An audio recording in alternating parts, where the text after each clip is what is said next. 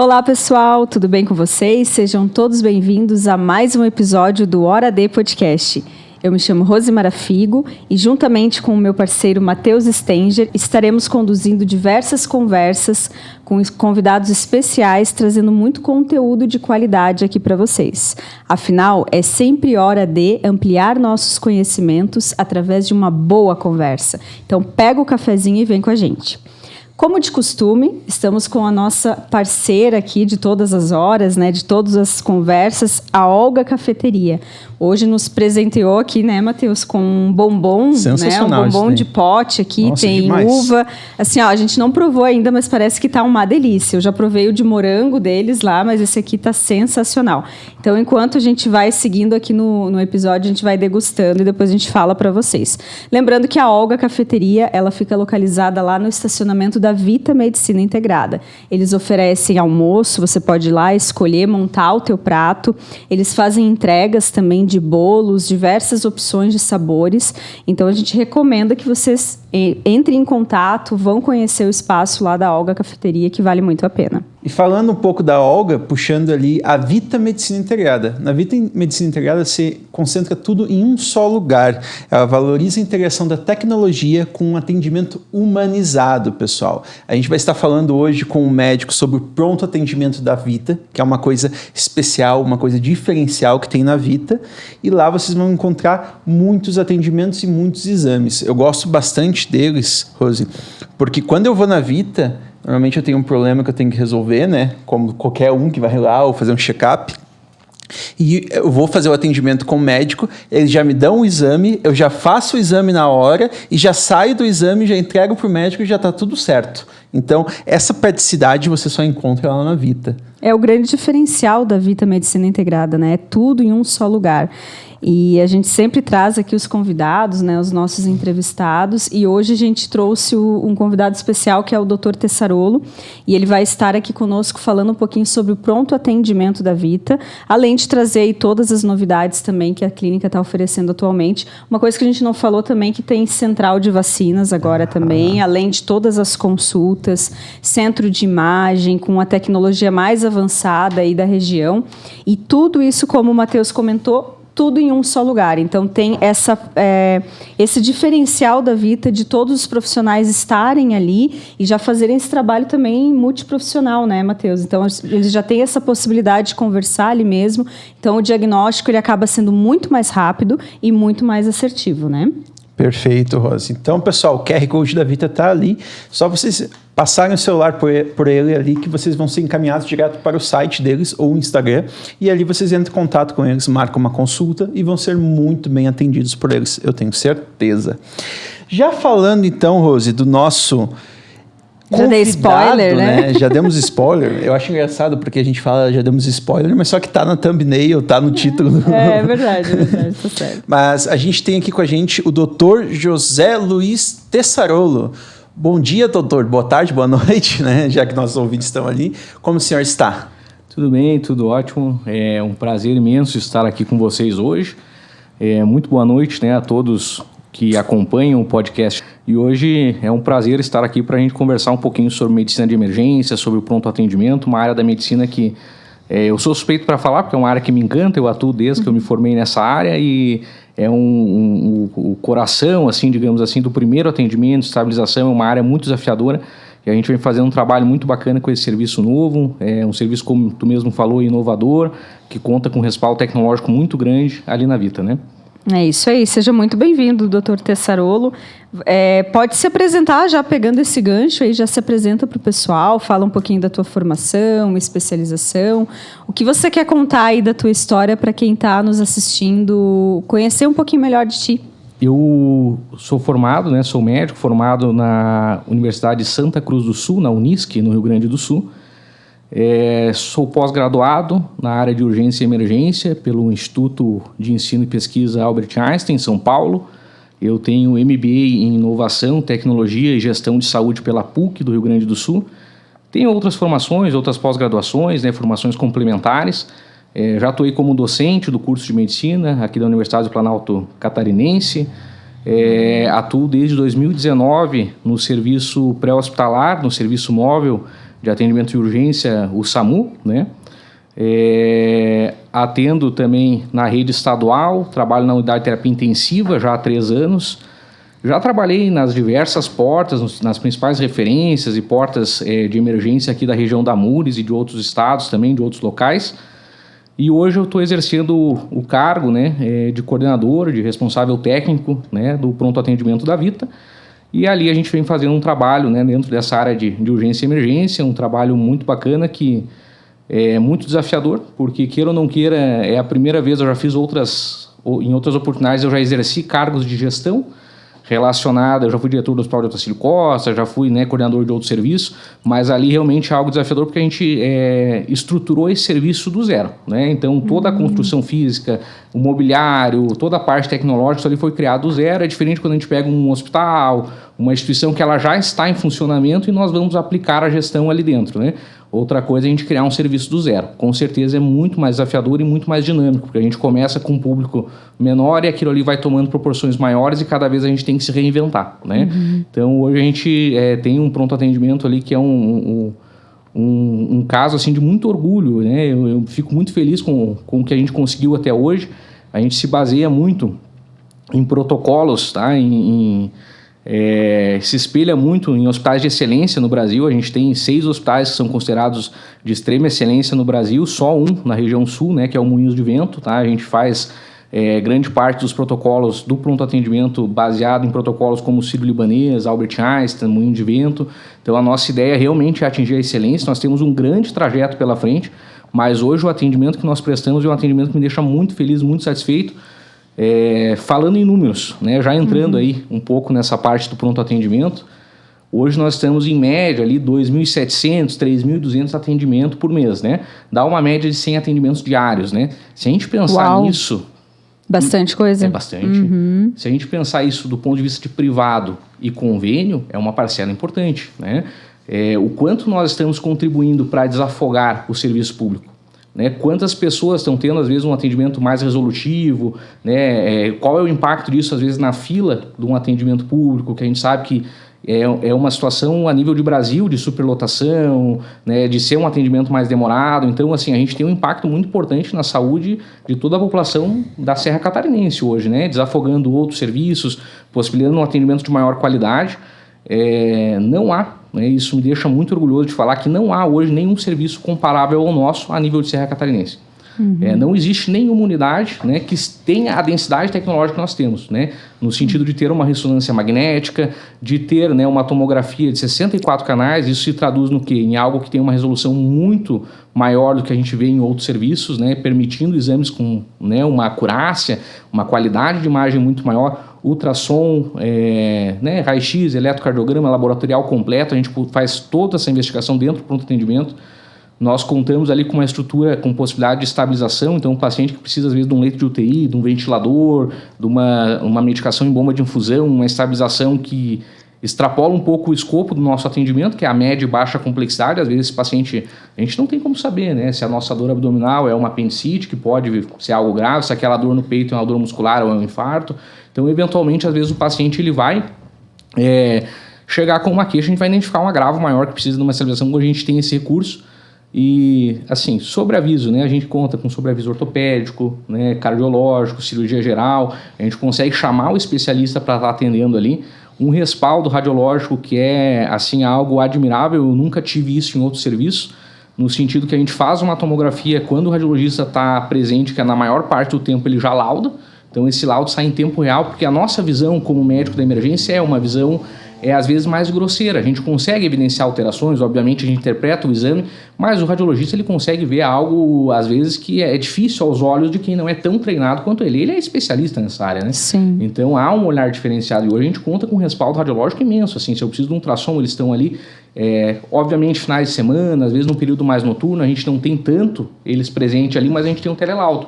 Então a gente acaba enviando essas imagens, né, para um radiologista à distância que nos emite o laudo. Então, assim, é um serviço hoje que, se a gente for estruturar, a gente vai conversar um pouquinho mais da organização, da conformação ali. Obviamente, né, eu sou suspeito para falar, né, eu vou defender o meu serviço e é algo que eu tenho orgulho de a gente ter construído, e não é um trabalho meu, é um trabalho de toda a engrenagem, equipe de enfermagem, administrativo, todos os nossos colaboradores, é um trabalho que a gente é árduo, né, é algo que a gente foi lapidando, construindo junto.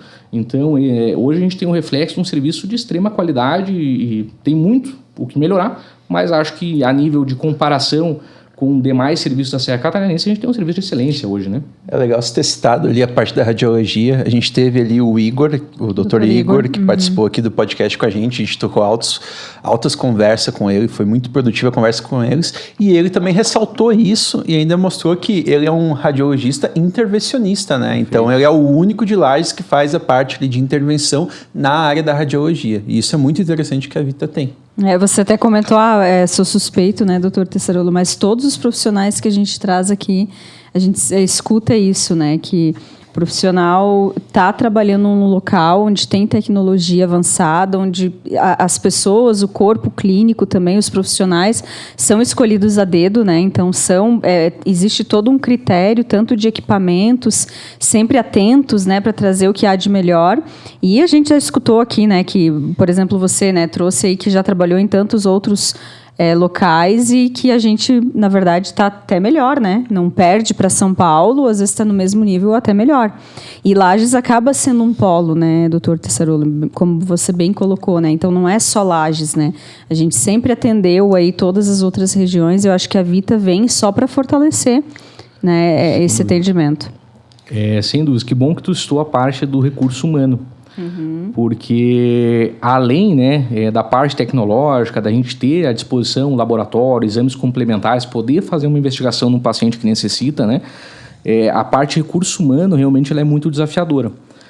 Até tomo a liberdade de falar um pouquinho da medicina de emergência só para a gente ter um parâmetro de como é difícil a gente ter uma estruturação de recurso humano em algo que é tão recente, porque é curioso, né? Vou dar um exemplo, a especialidade de cardiologia, por exemplo, em 1920, 1925 já era reconhecida. A gente já tinha especialidade de cardiologia, é uma área médica de atuação, né? Um exemplo, né? Então tem especialidades que são muito mais antigas do que a medicina de emergência. A medicina de emergência, ela parte, a primeiro reconhecimento dela de 1970. Então já é 50 anos depois que a gente tinha, né, a especialidade de cardiologia. No Brasil, a primeira escola médica de residência em medicina de urgência é o HPS de Porto Alegre. É de 96. Então, a gente está falando aí de 25 anos atrás, né? Cerca disso. A segunda escola só sai em 2008, que é em Fortaleza, no Ceará. Então, a gente passou aí, nos últimos anos, com 2 locais só para que fazem residência, que formam médicos especialistas em emergência, né, no Brasil, que era em Porto Alegre, no Ceará. Hoje a gente tem 50 residências médicas, um pouco mais que isso ali, né, no Brasil. Só que a gente conta com 800 médicos especializados em emergência. Vocês já pensaram num país que tem 5.500 municípios, a gente ter 800 médicos especializados em emergência? Só na Mures a gente tem emergência em Otacílio Costa, Correia Pinto, Anitta, Campo Belo, Bom Retiro, Urubici, todos têm hospital com porta de emergência, né? A gente tem em Lages, a gente tem aqui o serviço da UPA, os hospitais, né? Se a gente pegar 800 médicos, para a nossa região já precisaria de uns 50, digamos assim, se a gente for cobrir 100% com especialistas. Então, a área da medicina de emergência no Brasil, ela é uma área que ela vem melhorando muito, mas ela é muito recente. Estruturações a nível do poder público, a gente tem, por exemplo, o SAMU. O SAMU foi criado em 2002, né? O SAMU tem 20 anos. Antes, quem fazia o próximo lá era o bombeiro, não tinha recurso de ambulância, a emergência funcionava quase que o médico em casa, era chamado o médico para atender uma emergência, então era uma situação que a estrutura, e isso a gente está falando há 30 anos atrás, não é uma situação que, né, é tão longe da nossa realidade. Então, hoje a gente melhorou muito, né? Só que, infelizmente, a área de emergência ainda, a gente tem uma grande atuação de qual profissional? O que acabou de se formar. Ele recém se formou e ele vai dar plantão numa porta de emergência, é o habitual, né? Então, a gente tem uma inversão. A gente tem um médico, né, menos experiente na área que eu preciso agir de forma mais rápida. Porque o paciente grave, eu preciso da intervenção precisa e rápida. Eu não tenho tempo de pesquisar no livro, eu não tenho tempo de olhar lá qual é a melhor intervenção. Numa situação de urgência que eu preciso garantir uma via aérea de um paciente, que eu preciso realizar um atendimento de realmente emergência, esse paciente tem risco de vida, eu tenho minutos para agir. E ali eu não tenho como não ter um treinamento, não ter uma segurança emocional para agir. Então a gente tem essa inversão. É muito difícil hoje a gente achar um recurso humano do médico mais experiente para atuar. Ali na clínica, assim, esse é o meu maior esforço, é um esforço de toda a instituição. A gente exige, né, um ano de formação, a gente exige cursos pertinentes à área de emergência, como o ACLS, né, que é o curso da Sociedade Americana para atendimento de parada cardiorrespiratória, o ATLS, que é o Advanced Trauma Life Support, né, que são siglas em inglês, né, para o atendimento do trauma. Então a gente exatamente o curso de pediatria para atendimento de emergências cardiovasculares na população pediátrica, garantir via aérea, então intubação, procedimentos médicos para garantir a oxigenação, a respiração de um paciente numa situação crítica. Esse não é o nosso foco de atendimento, né? Eu volto a dizer, mas assim às vezes acontece, né? Porque esse paciente geralmente ele se desloca como? De ambulância. A gente não tem um grande fluxo de ambulância chegando na Vita. Chega SOS Unimed, a gente recebe outras ambulâncias, né, de convênios, enfim, mas não é o paciente grave. É o paciente que às vezes é acamado, é o paciente que tem uma situação clínica ali que ele precisa ser deslocado com a ambulância, mas ele não está correndo um risco de vida, né? Não é um paciente que tem uma instabilidade, está com a pressão baixa, não está conseguindo respirar direito, né, que a gente precisa fazer intervenções imediatas. Esse paciente geralmente vai para a referência terciária, né, o hospital pactuado. Precisa de uma unidade hospitalar para esse atendimento, mas a gente acaba pegando. Tá? É até curioso, depois me lembro, a gente teve 4 paradas cardiorrespiratórias em 2 semanas na clínica. Caramba. O que é algo bem atípico, né? E todas foram revertidas, e inclusive a gente teve a visita de 2 pacientes aí na semana passada para agradecer. São pacientes que saíram sem sequelas. E assim, eu não preciso nem dizer, a gente não precisa ser da área da saúde para entender a gravidade de uma parada cardiorrespiratória, né? É algo que a morbidade é enorme, né? A mortalidade no Brasil é imensa. A parada intra-hospitalar tem uma mortalidade de 70% no Brasil, ou sequela neurológica, enfim, essas duas desses 4 pacientes, 2 ficaram absolutamente sem nenhuma sequela, né? Então, assim, foi um atendimento de excelência. E aconteceu, né? Assim, do paciente ir consultar e ter isso, às vezes... antes até do atendimento, uma aconteceu no estacionamento, a outra aconteceu na endoscopia, que era um exame externo, foi fazer o exame ali, teve essa intercorrência durante o exame, é uma fatalidade, né? A gente pode infartar a qualquer momento, tem uma convulsão, tem alguma coisa, às vezes que nos leve a um agravo maior de saúde, não tem hora, não dá aviso prévio, né? Então aconteceu e a ação que a gente teve conjunta da clínica, inclusive intersetores, né? De acionar a equipe do pronto atendimento, levar esse paciente, estabilizar, volto a dizer, não é o nosso foco, né? Mas a gente está preparado. E assim, para estar preparado, eu preciso ter um recurso humano muito bom, tanto de enfermagem quanto médico. Hoje, eu posso falar isso assim, que é algo que não existe. Nós temos, na maior parte do tempo, e quando eu digo maior parte, 80% a 90% de todos os horários da clínica, eu tenho um médico que trabalha em terapia intensiva ali dentro do pronto atendimento. Nenhum lugar pode falar isso. Tá? São poucos hospitais no Brasil que tem alguém dentro da emergência que trabalha em terapia intensiva, trabalha em UTI. Né? Então, UTI a gente acaba tendo muito contato com o procedimento, paciente extremamente crítico, né? O destino dele é a UTI, né? Então, hoje eu tenho ali o meu corpo de médicos no pronto atendimento, no setor de emergência. A gente tem uma divisão, a gente conversa melhor mais para frente da organização ali, mas eu sempre tenho um médico que tenha experiência em UTI. Essa experiência é muito importante, né, doutora? É uma das áreas que vai te dar mais noção, né, mais conhecimento nesse atendimento rápido aí que você falou, né? Exatamente. E eu acho complexo, puxando ali só uma questão, porque normalmente a gente que é leigo, assim, né? Quando a gente pensa em no pronto atendimento, ali de emergência, a gente vai achar que a gente está sendo atendido por médicos novos, médicos que não têm uma experiência tão elevada. E quando é o comum, né? Que é o comum. O que ele acabou de falar. É o comum. E quando você chega lá e fala, não, eu tenho uma especialização de emergência, você está falando que você tem uma especialização numa das coisas mais complexas que tem. Por causa que quando você está lá na emergência, você não sabe o que vai vir para você, né? Então, o nível ali de coisas, eu até vou perguntar depois ali quais são os casos mais impactantes, mas os níveis de procedimentos e coisas que você tem que fazer ali na hora da emergência é muito alto mesmo, e eu fico até sem saber assim, o que pensar sobre o assunto, como que você agiria ali dentro, porque é muito complexo mesmo.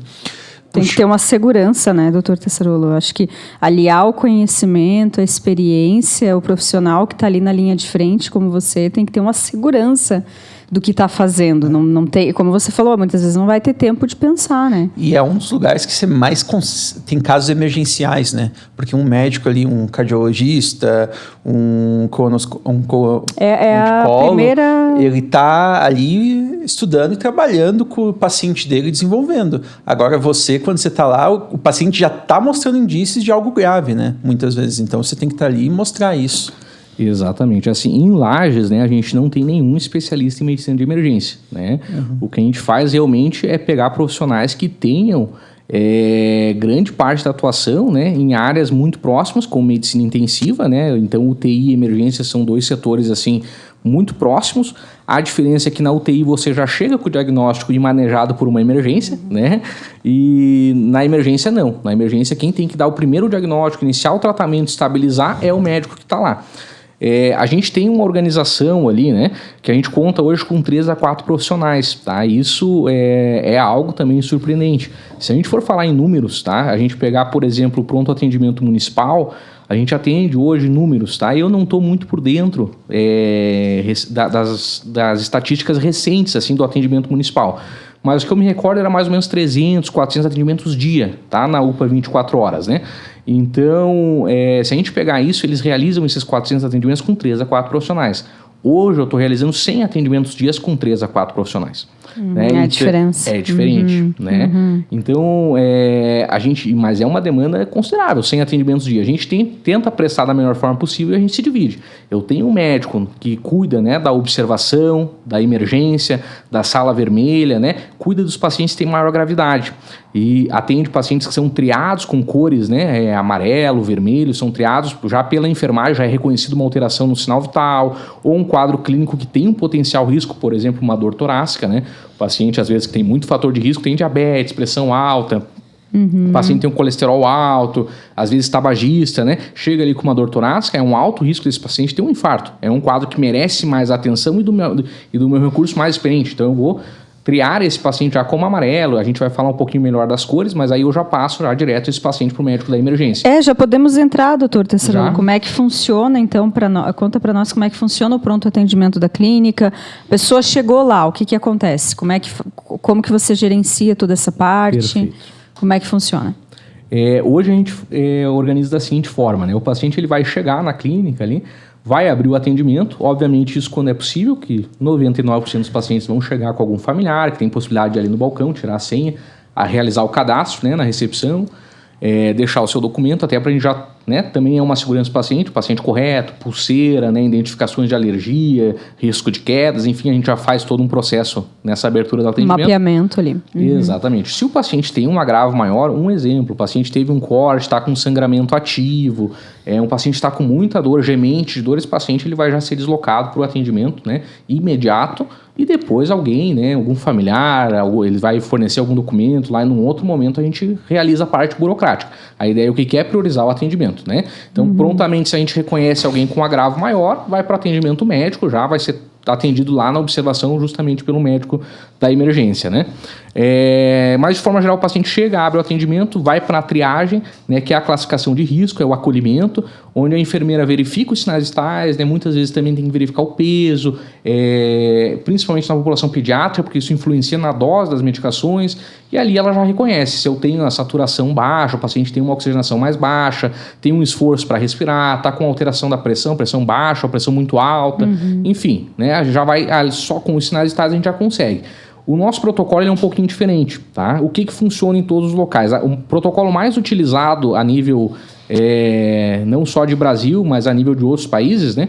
É o protocolo de Manchester, tá? Ele classifica em vermelho, que é atendimento imediato. Então, o paciente chegou vermelho, ele tem que ser atendido a parada cardiorrespiratória, um paciente convulsionando, paciente com sangramento ativo. É um quadro que precisa de atendimento médico imediato, porque tem risco de vida, né?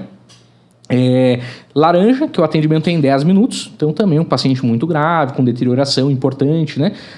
Isso falando de Manchester, tá? Que não é o que a gente utiliza, é um Manchester modificado que a gente utiliza, tá? Aí eu tenho o amarelo, que o atendimento no Manchester é de 1 hora, o verde, que é 2 horas, e o azul, que é de 4 horas, tá?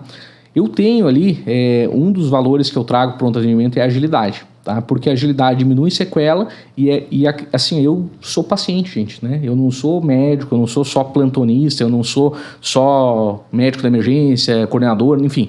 Eu sou usuário, né? Minha esposa ficou grávida, eu consultei diversas vezes o médico, eu fiz parto, eu fiquei internado com ela, eu já tive agravos, tive familiares que tiveram agravos que eu tive que buscar até outros hospitais privados na região, a gente sabe que não é a realidade, a gente fica 3, 4 horas esperando dentro do privado, dentro do convênio, né? Então, eu prezo muito a agilidade, acho que todo mundo avalia por agilidade. Se você vai no posto, tem 5 pessoas para pagar, você já fica incomodado, vai ficar 15 minutos para pagar a gasolina. Vai no banco, precisa na mesa, ali no caixa, fica 30 minutos lá, fica incomodado. Ninguém gosta de esperar, ninguém gosta de fila, né? Imagine numa situação dessa, né? Perfeito, tu tá fragilizado, tu tá com dor, tu tá ansioso, tá com medo do que pode ser aquilo ali. É uma situação que você tá mais impaciente, né? Normal, né? Então, a gente tem que agilizar. Então, a nossa meta é que o paciente, desde a entrada da clínica até o atendimento médico, demore meia hora. Né? A classificação de risco, ela é um norte. Né? Ela é, assim, o limite. Não é que aquilo vai ser feito daquela forma, né? O mais rápido possível, né? Eu vou te atender, mas dentro daquele limite. O que a gente utiliza, então? Se a gente pegar a nível de Manchester, que é o que utiliza em todos os serviços, a gente tem o verde, por exemplo, que é 2 horas, e o azul, que é 4 horas, e é a realidade, né? A gente vê no jornal, inclusive, o paciente vai na UPA às 3 horas da manhã, é atendido não em Lages, né? Eu digo a nível de jornal que a gente vê, Rio de Janeiro, outros locais, né? A nível de Brasil, uma espera enorme. A nossa classificação é esse Manchester modificado, a gente não tem o laranja, a gente tem o vermelho, que é atendimento imediato, como eu disse, paciente mais grave, esse aí vai direto, né? Às vezes chega de ambulância. A gente tem o paciente amarelo, que ele tem 30 minutos para ser atendido, como eu disse, é o limite, não que isso vá acontecer, né? Então, a partir da triagem até o atendimento médico, eu tenho 30 minutos. O verde, 1 hora, e o azul, 2 horas. Então, o que a gente fez? A gente pegou o Manchester e reduziu, né, pela metade. Né? No Manchester, né, que seria 2 horas o verde, a gente considera 1. O amarelo, que é 1 hora, a gente considera meia hora. Né? Sim, e a gente tirou o laranja porque a gente não tem tanto paciente grave, então é vermelho ou amarelo. Então, a gente, dentro do sistema ali que a gente usa, né, o sistema que a gente usa de prontuário, ele já tem, né, esse protocolo cadastrado e dependendo do que a enfermeira colocar como queixa principal, ele vai dar já uma classificação maior independente dos sinais vitais. Então, ele é um sistema inteligente. Se tu falar dor torácica, mesmo que tu esteja com a pressão normal, com a frequência normal, ele vai acabar avaliando isso com maior gravidade, porque eu sempre considero uma dor torácica, principalmente, ele vai levar em consideração a idade, homens acima de 35 anos, mulheres acima de 45, né, o fator de risco é maior, é diferente de quem tem 18 anos, por exemplo. Não que não possa ser, mas é mais comum uma arritmia, enfim, outra etiologia ali, né, dessa dor. Então, ele vai classificar baseado nisso, critérios epidemiológicos, né, quem tem maior chance de ter um AVC, pacientes mais idosos vão acabar passando antes, porque sempre vão ter a incidência maior de alguns agravos, né, na população que tem mais idade. Então, assim, a gente vai ter situações, uma meningite é mais comum numa criança, num adulto jovem, do que no idoso, por exemplo. Então, ele vai conseguir classificar dentro desses parâmetros. Fez a classificação de risco, né? Então, a prioridade o que é? É realmente atender quem está mais grave, quem precisa, né, ser atendido primeiro, dentro da sua queixa, dos seus sinais vitais. Então, tem um paciente, às vezes, com febre, a gente sabe que febre dá dor no corpo, a gente fica mais impaciente, eu tenho uma dor mais forte, eu estou nauseando, né? Estou com 3, 4 episódios de vômito enquanto eu aguardo, é ruim, tem que ficar indo no banheiro e tudo, eu preciso ser atendido mais rápido para passar a medicação. Então, a gente vai priorizar esse paciente dentro da classificação, que é um protocolo, né, objetivo que faz isso, né? Não é algo que a enfermeira acaba, né, deliberando. Ali as duas coisas, né? Pelo que eu estou entendendo. Tem o humano ali, a pessoa, o profissional que está ali, mas também tem uma inteligência artificial do sistema ali. Exatamente. Né? Que é algo validado. É algo que foi aplicado em diversos locais para ver qual paciente que espere mais ter uma evolução. Isso é muito legal. Ela, né? Mas ela tem total autonomia, às vezes, de olhar, porque tem uma coisa que nenhuma tecnologia pega, que é o atendimento humano. Sim. Né? Não adianta. Se tiver um dia um robô, eu acredito que nunca vai ter, porque a gente precisa, às vezes, a gente olhando, a gente fala, esse paciente não está bem. Né? Ele está pálido, são coisas que eu não consigo traduzir para dentro do sistema eletrônico. Né? Então, ela tem total autonomia. Se ela quiser colocar vermelho, independente do que ela escreveu lá, ela pode colocar. Né? Ótimo. Esse paciente vai para a sala de espera, aguarda o médico, a gente vai ter os consultórios, ali tem um plantão só para o público infantil, né? O nosso ponto de corte é 16 anos, tá? Que é pelo ECA, né? Em Lages a gente considera 15 na rede pública, né? 15 anos vai para o hospital infantil, a partir de 15 anos para os hospitais adultos, né, da região, mas o nosso ponto de corte é 16. e o plantão adulto, né? Então, esses médicos são médicos que a gente tem uma certa exigência, obviamente, como eu falei para vocês. Eles fazem mais essa consulta de baixa complexidade, que a grande parte dos pacientes ele vai receber uma receita para casa, um segmento no consultório com algum especialista, vai passar uma medicação, né? A partir do momento que mesmo dentro das cores verde, azul, ele identifica um paciente que passou pela triagem, tá tudo ok, mas a hora que chegou no médico ele falou, não, peraí, esse paciente pode ter algo mais grave. Eu preciso fazer um exame, eu preciso fazer um exame de imagem, eu preciso fazer um exame de laboratório. Esse paciente vai ser transferido aos cuidados do outro médico, que é o médico da emergência, que vai dar um segmento, uma investigação dentro da unidade de saúde até a gente esclarecer o diagnóstico. Então, aquela dor de barriga que não parece ser, né, uma infecção viral, não parece ser um quadro indolente, parece ser alguma coisa mais grave, uma apendicite, uma pedra na vesícula, né, uma colicistite, alguma coisa mais grave, a gente vai encaminhar, né, para exames e para uma investigação com o segundo médico. Então, esse já é um diferencial. Né? E é tudo ali dentro, né, doutor? É tudo rápido, acaba tudo sendo rápido. Muito ágil. Exatamente. Né? Então, o paciente que a triagem já identifica com maior gravidade, ela já passa direto para o médico da emergência. Né? E o médico da emergência, ele vai dar o segmento dessa investigação. Eventualmente, a gente chega à conclusão que esse paciente tem um quadro mais grave, às vezes precisa fazer internação, a gente vai acionar o transporte, né, uma ambulância, uma UTI móvel, transferir esse paciente para referência, né? Muitas vezes esse paciente ele é privado, quer retornar ao SUS, a gente faz esse fluxo todo com o SAMU, todo pactuado com a rede básica, para que não haja nenhum tipo de benefício de furar uma fila, ou, né? Enfim, a gente segue, daí a partir desse momento a gente repactua esse paciente, mas sempre com muito cuidado. A nossa preocupação é o paciente, tá? Eu me preocupo muito com o desfecho, porque eu vou traduzir para vocês assim, o nosso funcionamento é mais ou menos esse, né? O paciente ele vai lá para trás, faz a medicação, coleta os exames e aí vai ter o resultado. A minha maior preocupação é do paciente chegar ao médico, tá? É porque a gente tem que trabalhar, eu tenho que ser franco, né? Não adianta a gente falar uma coisa que não é real. Assim, a minha preocupação o que é? Primeiro, atendimento médico.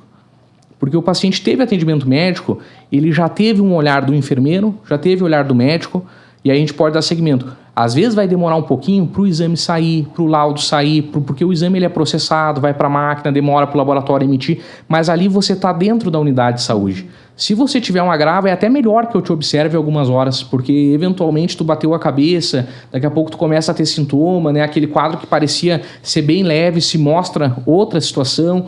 Então, o paciente ele tem uma segurança maior de permanecer um pouco mais na unidade. Claro, né, o paciente a gente tem um limite, né? A gente quer fazer o mais ágil possível para que esse paciente possa ter um segmento adequado. Mas a minha preocupação maior é até a chegada do paciente ao médico. Hoje, a nossa média dos últimos 3 meses são 19 minutos. Tá? Olha a média só. do sistema. Então, a gente tem 19 minutos entre o paciente entrar no hall de entrada e chegar ao atendimento médico. Eu desconheço um serviço privado que tenha esses números, tá? Privado, né, doutor? Privado. Não estamos nem comparando com o público, não, né? Não. Que o público não tem nem como comparar. Exatamente. Comparar com o que é ruim também não é redundante, né? Mas comparando com os privados é um tempo muito baixo. É muito baixo. E a gente escuta muito isso das pessoas mesmo. Ah, Vita, fui lá na Vita. Às vezes até a gente posta, assim, o pessoal vai lá e comenta. Nossa, hoje mesmo teve uma pessoa, uma mulher que comentou no vídeo que a gente postou, que disse que a Vita salvou a vida dela, que ela é grata, né, imensamente pelo atendimento da Vita. E foi num pronto-socorro, né? Foi no pronto atendimento ali que ela chegou e foi dado um encaminhamento e conseguiram salvar. Então, a gente escuta muito essa questão da agilidade da clínica. Lembrando, pessoal, que está em casa, quando a gente fala privado, não quer dizer que a gente não atenda planos, né? A Vita atende todos os principais planos de saúde. O plano, então, ele tá dentro do privado, né, doutor? Então, caso você tenha um plano de saúde e queira ser consultado lá, é só ir. E já vou puxar a próxima pergunta nossa ali para o doutor, que seria: quais tipos de urgência as pessoas podem ser atendidas na Vita? Por definição, né, a urgência é um quadro que a gente não é imprevisto, né? É um quadro de saúde imprevisto que ele pode ter ou não, né, um risco, né, de um agravo maior à saúde, uma sequela, um desfecho negativo. Então, são quadros, geralmente, a parcela que a gente se direciona no pronto atendimento, são quadros, né, de pacientes com quadros agudos. Então, é aquele paciente que iniciou com febre, que iniciou com uma dor nova, que iniciou, né, com tosse, com náusea, com alteração do hábito intestinal, que tem uma preocupação imprevista com a saúde e que vai buscar atendimento médico, né? Obviamente não é só isso, né? A gente tem o paciente também que tem uma situação crônica, assim, o paciente já tem uma doença do pulmão, já tem uma doença do coração e aquilo ali tem uma agudização, né? Uma doença que vem bem controlada, em acompanhamento, mas naquele momento descompensou por algum fator, né? Então esse paciente tem uma dor nas costas que ele já trata, mas naquele dia ele acordou com restrição de mobilidade, ele não consegue caminhar, está com dor, ele vai buscar atendimento. Mas é um caso que a gente já conhece, já tem diagnóstico, acompanha, mas teve uma agudização, precisa de uma nova avaliação em caráter mais de urgência.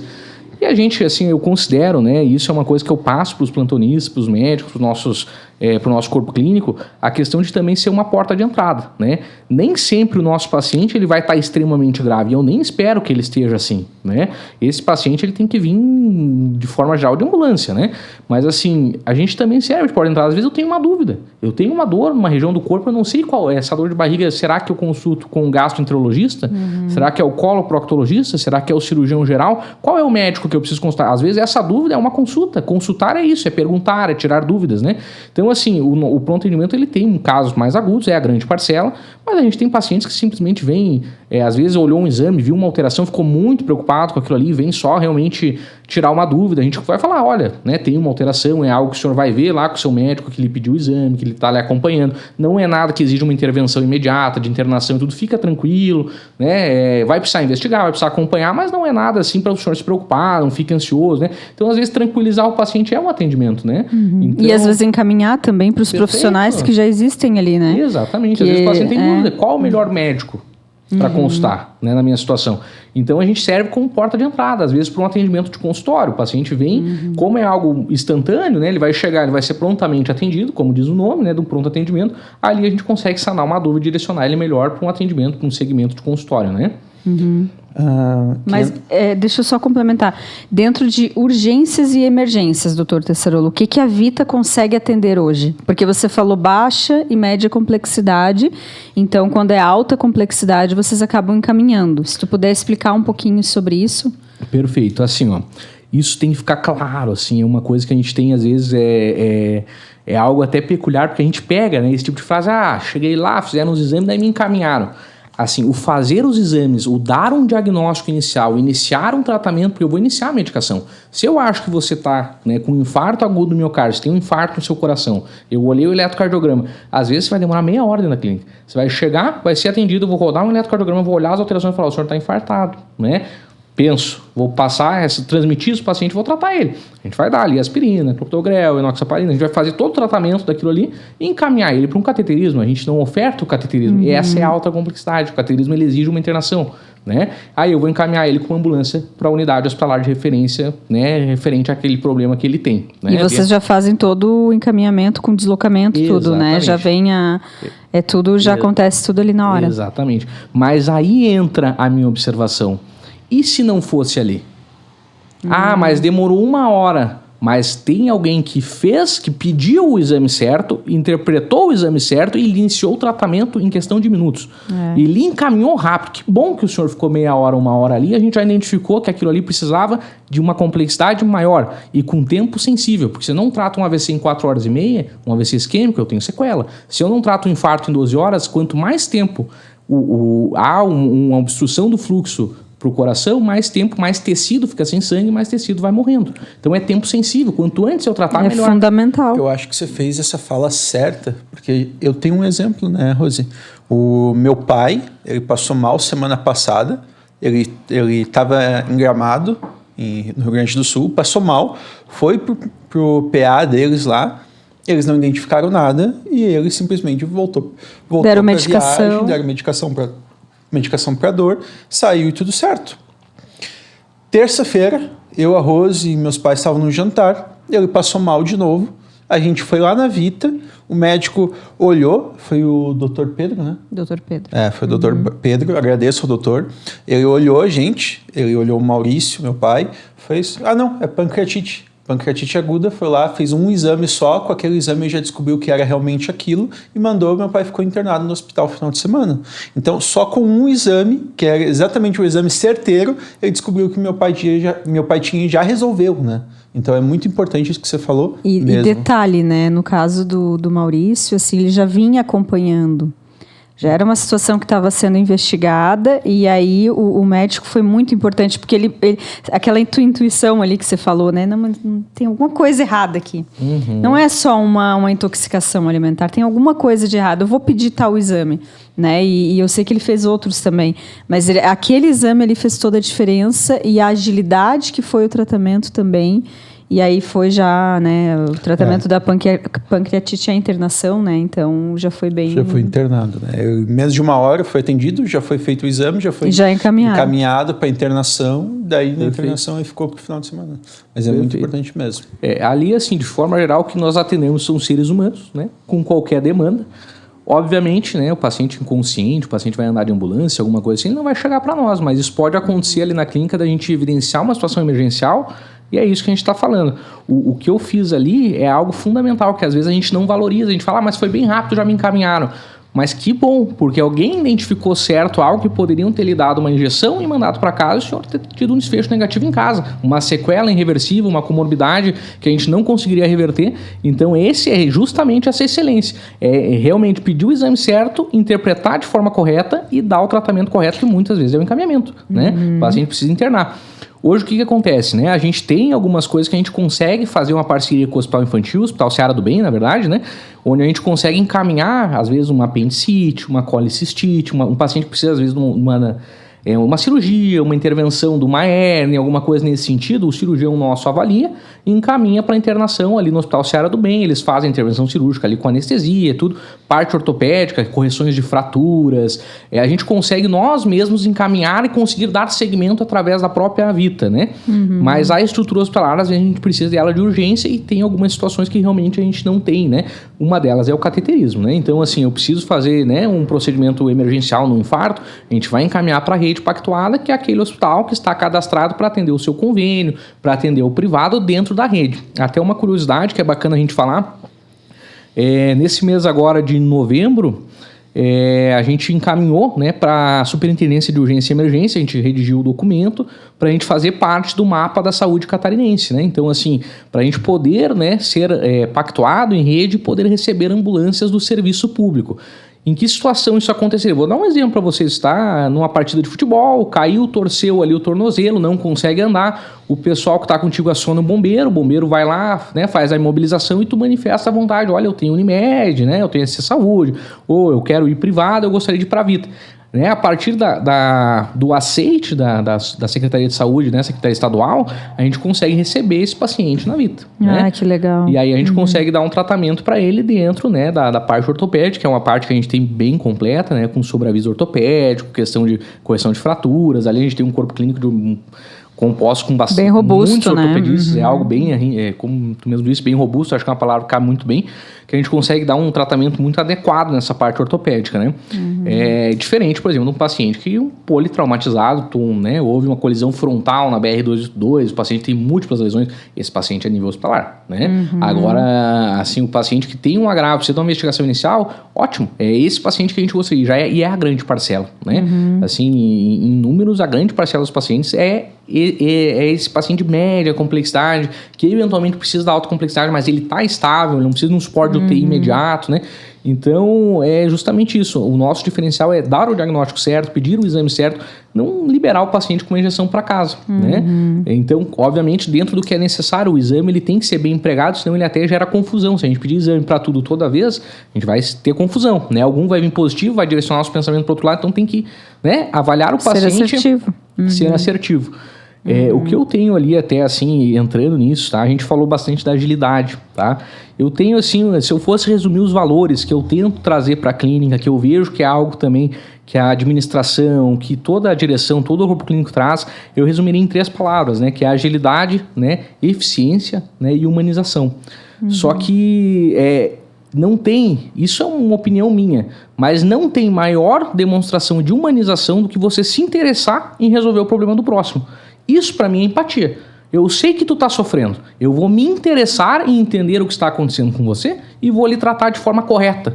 Eficiência é humanização, porque quando não adianta, assim, não que não seja extremamente necessário eu ser, né, atencioso, eu te receber bem, eu te acolher, né, eu te permitir que você fale durante a consulta sem abreviar, né, às vezes o teu desabafo, eu te dar um pouquinho mais de tempo, às vezes, para você realmente se sentir acolhido, ter algo humano, né, não ser algo mecânico, industrial, onde eu preencho uma receita, não olho nos teus olhos, não te examino. Isso não estou dizendo que isso não é extremamente necessário, mas mais que isso é o acertar o que eu estou fazendo e resolver o teu problema. Isso é ser humano, porque eu vou abreviar a tua dor, o teu sofrimento, a tua sequela.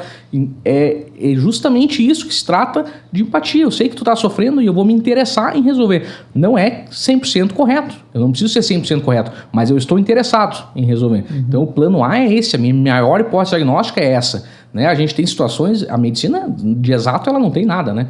Assim, dengue, influenza, hantavirose, leptospirose, todos quase os mesmos sintomas. Dor no corpo, cefaleia, febre, diarreia, dor na barriga, hepatite A, às vezes a gente tem nem sabe que teve. Então, assim, são quadros virais, quadros bacterianos, são doenças totalmente diferentes, mas cursam com sintomas muito parecidos. Então, assim, não é uma ciência exata, mas eu me interessar em descobrir o que você tem e te ajudar, é isso, né? É isso e ouvir, né? Eu acho que quando você fala se interessar em resolver o problema do outro, já parte desse outro ponto, né? Que é escutar a pessoa, ver o que está acontecendo com ela.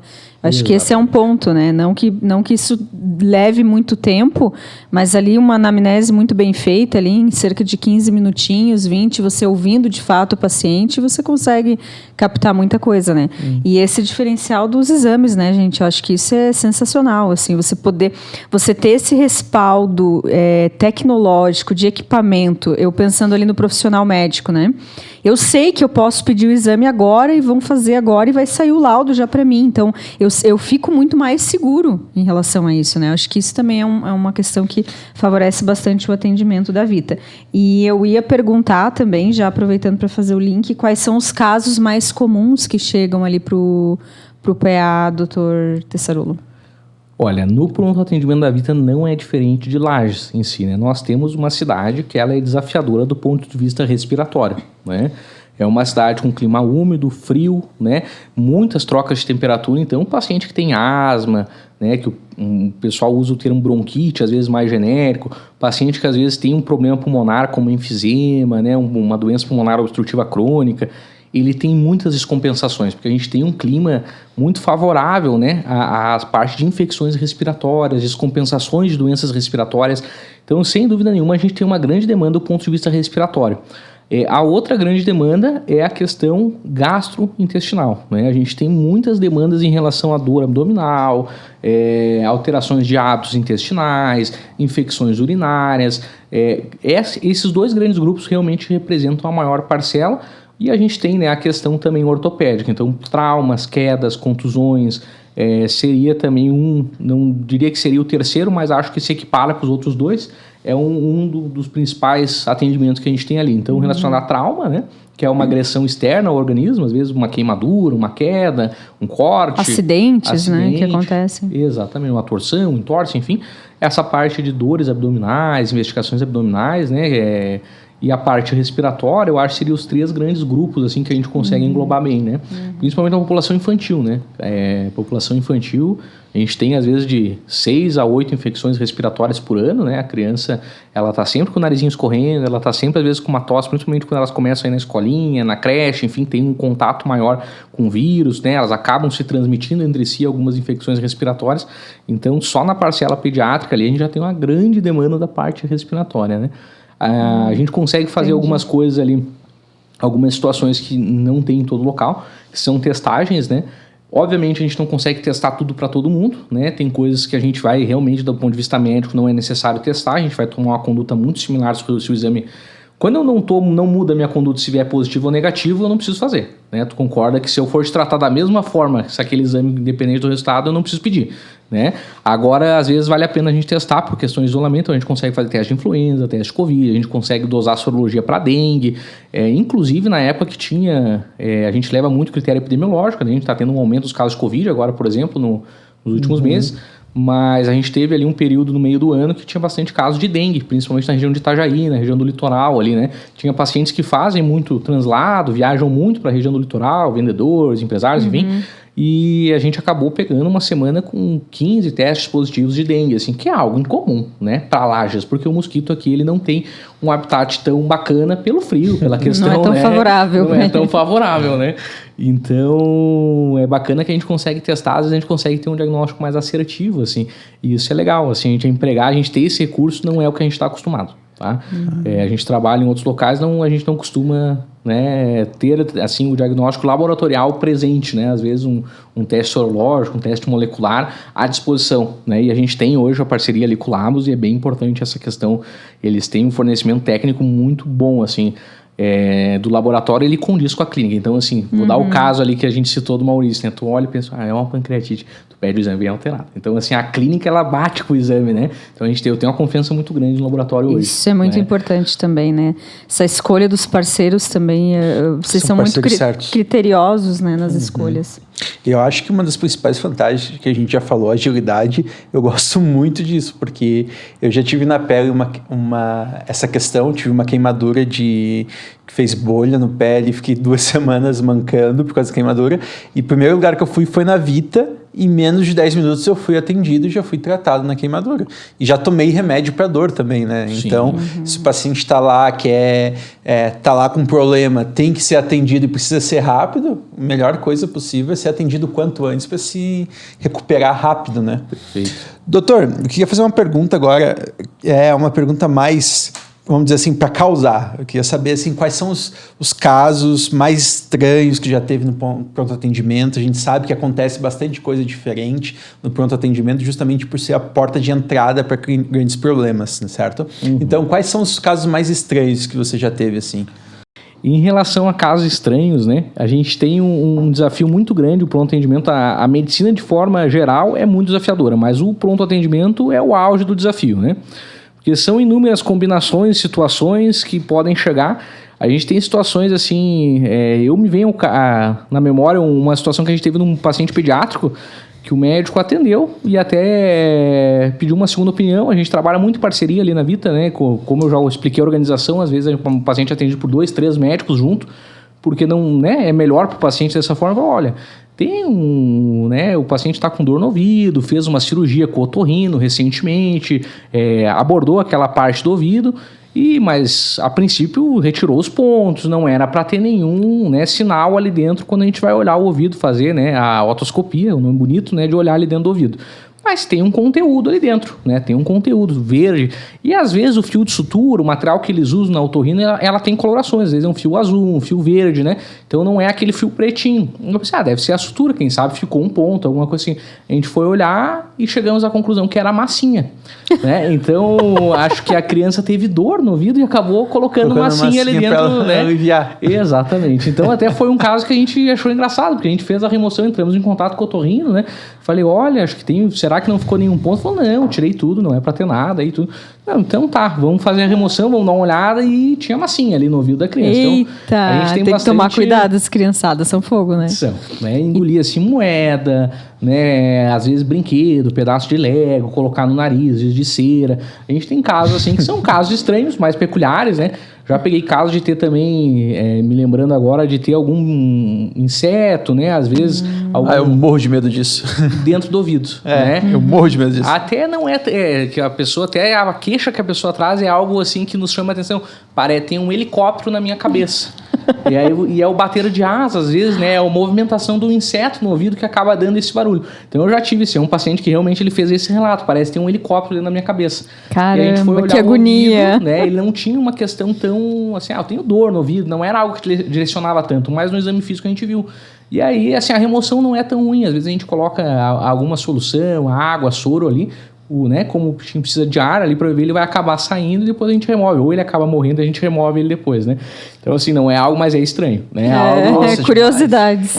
Sabe que eu gosto bastante de história e eu morro de medo disso, e quando a gente pega fatos históricos, isso na realidade foi um instrumento de tortura por muitos tempos, que as pessoas colocavam centopeia no ouvido das pessoas simplesmente para torturar. Então, fiquei um pavor.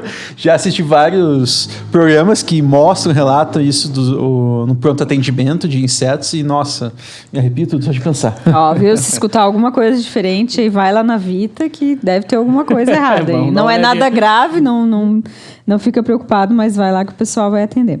Doutor Tessarolo, se encaminhando agora já para o final, gostaria de deixar um espaço aí para o doutor falar suas considerações, alguma dica, convidar o pessoal também para conhecer a Vita e também as tuas redes sociais, onde é que o povo te acha?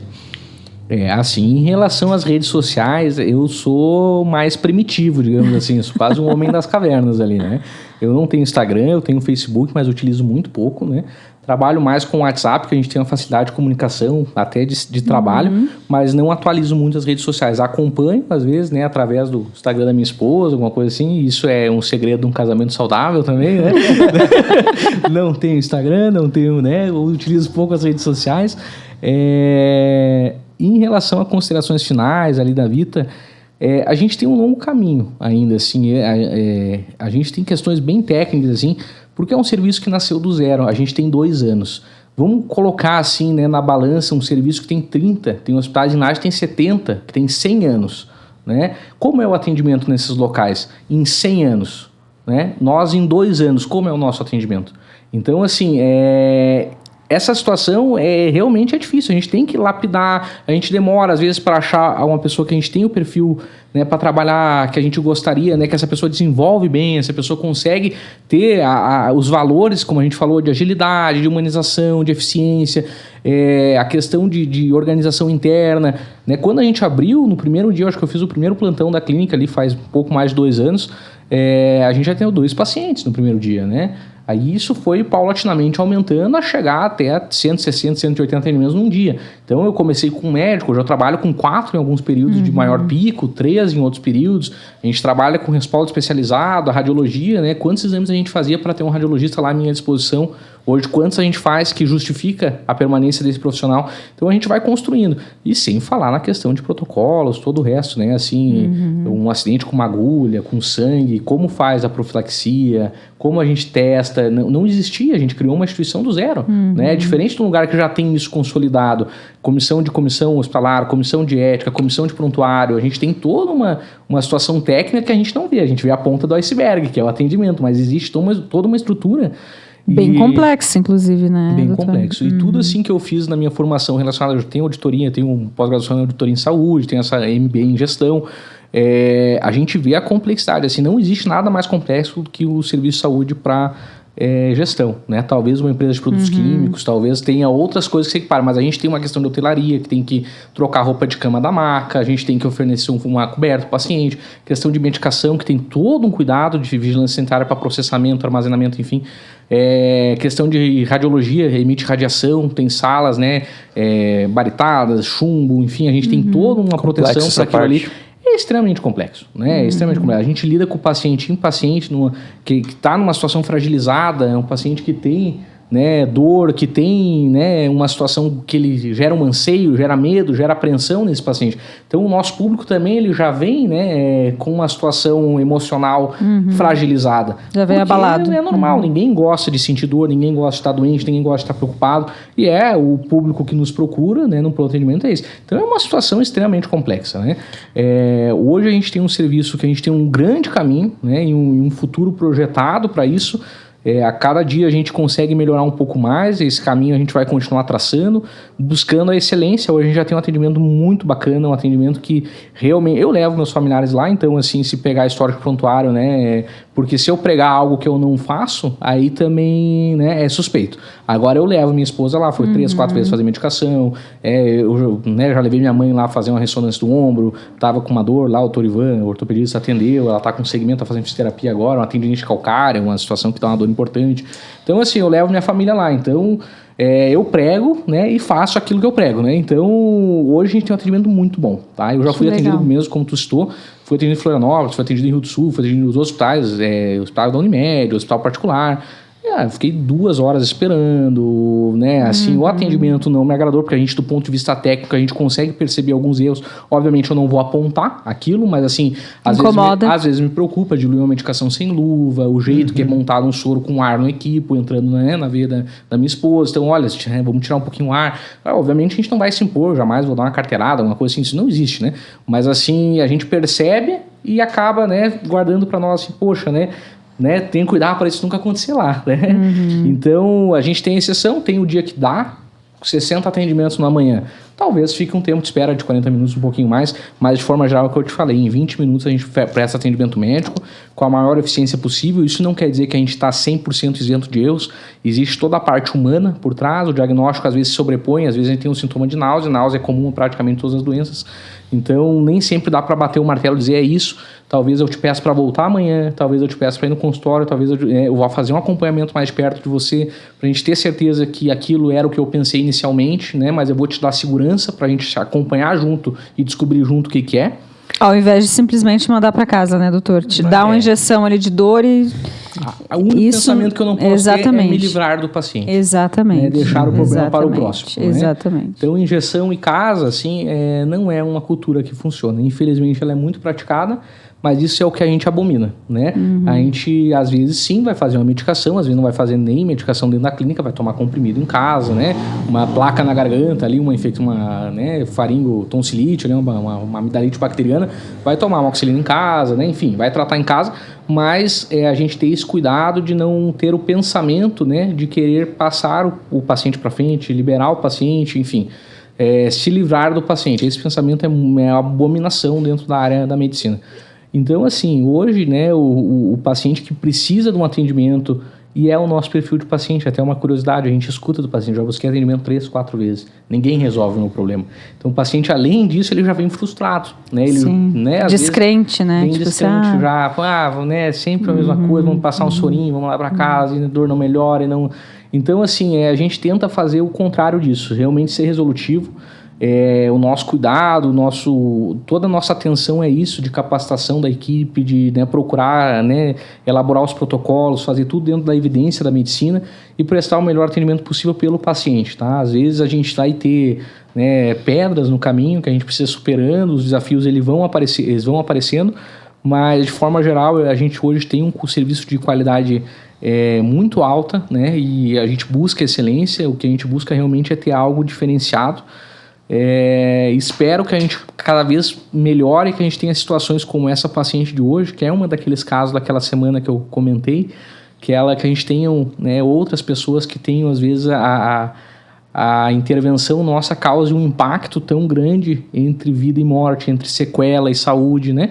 Entre uma comorbidade, às vezes, que poderia ser permanente, a gente conseguir reverter, porque isso é medicina, né? Medicina é isso, é a nossa intervenção, às vezes o nosso olhar, e a intervenção precisa cirúrgica de uma situação que a gente consiga mudar a história natural da doença, né? Uma doença que você iria padecer, agora você, né, ou vai tratá-la e cura, ou vai ter um controle adequado dos seus sintomas e evitar a progressão, né? E melhorar a qualidade de vida, né? Exatamente. Pessoas. Colocando essa parte, só concluir ali que eu tive uma abordagem agora que pensei aqui na cabeça. É legal porque a Vita está mudando o mindset das pessoas. Porque anteriormente as pessoas não gostavam de ir no hospital por causa que demorava uma eternidade. A gente teve o último episódio agora do Novembro Azul com os médicos e a maior taxa de mortalidade são dos homens ali entre 20 e 30 anos por doenças, porque deixa acumular que não quer ir. Então acaba piorando e acaba vindo a óbito justamente porque foi negligente com aquilo, por causa desse pavor que tem dos hospitais. E hoje com a Vita está se tornando cada vez menos isso, porque hoje eu me machuco, eu simplesmente vou lá e deu, tá resolvido. Então isso eu acho muito legal mesmo e a Vita está de parabéns. A Vita, ela fala por si, né, doutora? Os resultados, os feedbacks que a gente escuta, e realmente é impressionante todo esse sucesso, né? Essa coerência que os profissionais trazem, essa capacitação que vocês buscam em tão pouco tempo, né? Acho muito legal. Agradecemos a sua participação, a sua disponibilidade de tempo por estar, né, aqui conosco. A gente sabe que a agenda de médico aí é corrida e temos essa, né, lembrancinha aí para ti. Obrigado. Para você levar para tomar o seu café aí, que é a nossa caneca. Café é o nosso combustível, né? É isso aí. E logo mais para frente a gente combina mais uma gravação aí, porque eu acho que tem bastante conteúdo, né, doutor Tessarolo? Eu até peço perdão, né, porque eu começo a falar, engato a quinta. Imagina. E vou, né? Às vezes eu falo de um monte de temas, às vezes meio bagunçado, assim, né? Mas a gente acaba falando, eu gosto muito da área de medicina de emergência e é um serviço, como eu disse, a gente começou ele do zero, então é que nem um filho, né? A gente tem orgulho de ver onde ele chegou, de onde ele saiu, porque eu acompanhei toda essa trajetória, né? Sim, os olhos brilham, né, doutora? A gente sente isso. E ver isso crescendo, não quer dizer que a gente não teve problemas, não quer dizer que a gente não teve alguns erros, não quer dizer que a gente é perfeito, não. Mas a intenção que a gente tem de melhorar, o espírito que a gente tem de equipe, de buscar o melhor e buscar a excelência, isso aí sempre teve. Né? Então a gente tem limitações e a gente busca todo dia melhorá-las. E a evolução que a gente teve é, assim, incrível, inacreditável, né? Então, é um serviço muito importante, né? É isso mesmo. Muito obrigada, doutor Tessarolo. Foi um prazer tê-lo conosco. E esse foi mais um episódio de Hora D Podcast. Pessoal, não se esqueçam de seguir a gente nas nossas redes sociais, se inscrever no nosso canal no YouTube e agradecemos a todos vocês. Tchau, tchau. Tchau, tchau.